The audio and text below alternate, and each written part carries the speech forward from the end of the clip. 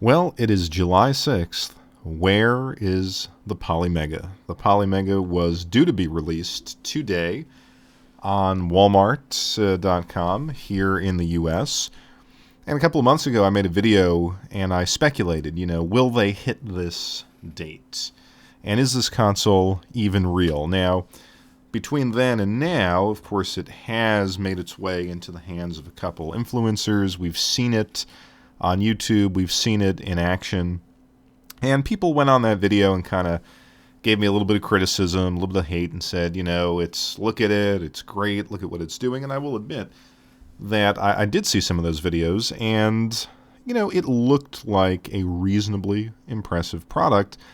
But I stood by what I said and, hey, let me see it on July 6th. Well, here it is, and I woke up and went online, and sure enough, it is not released, is not being released today.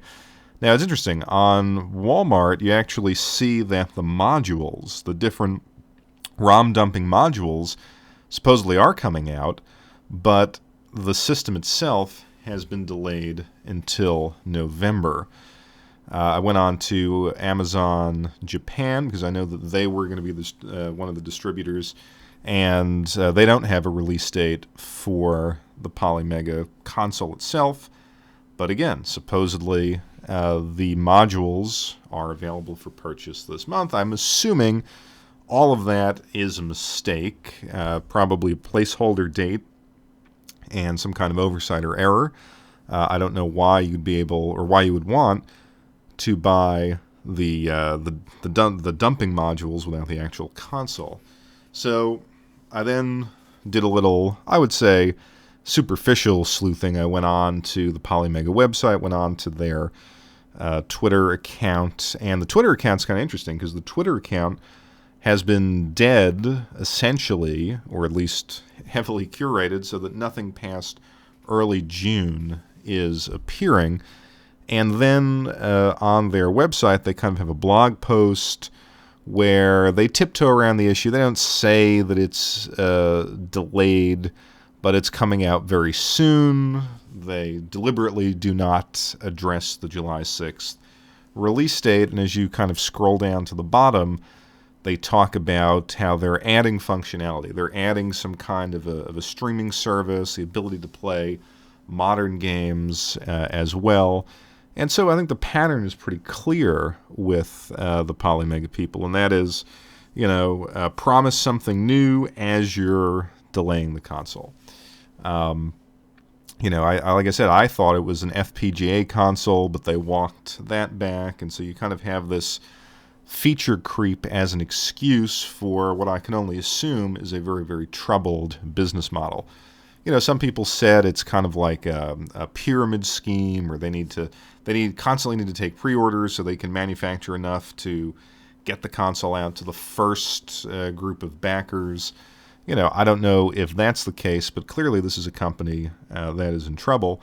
And the thing that annoys me the most about it is it's just another one of these projects that is just very transparently predatory to the market it is supposedly serving. How many of these retro consoles have promised the world, whether it was, the Mike Kennedy thing, the Coleco Chameleon, the retro VGS, supposedly now you have some kind of Intellivision thing coming out that's also embattled.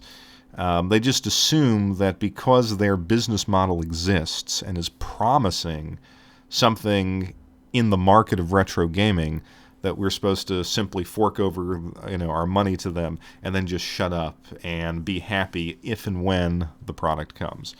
And I would hope that going forward, this crowdfunding approach is kind of abandoned. Like I said in the previous video, I don't need to support someone's business model. My job isn't to fund your business. I would like to purchase a good product. And if you can come to market with a good product, I'll be more than happy to pay for it.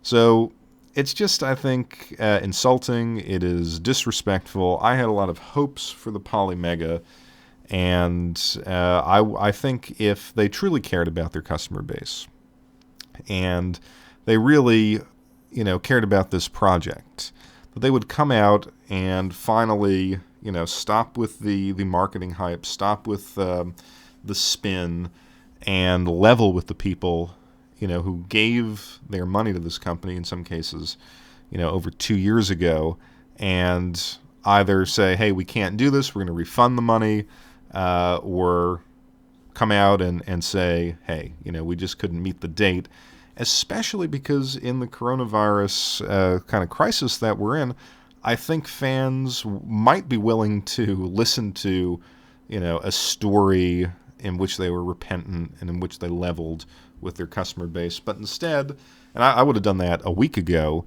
instead they seem to have gone silent. If you're interested in this, check their website, check Twitter throughout the day, and see if they have the decency to talk to and be honest to their customers.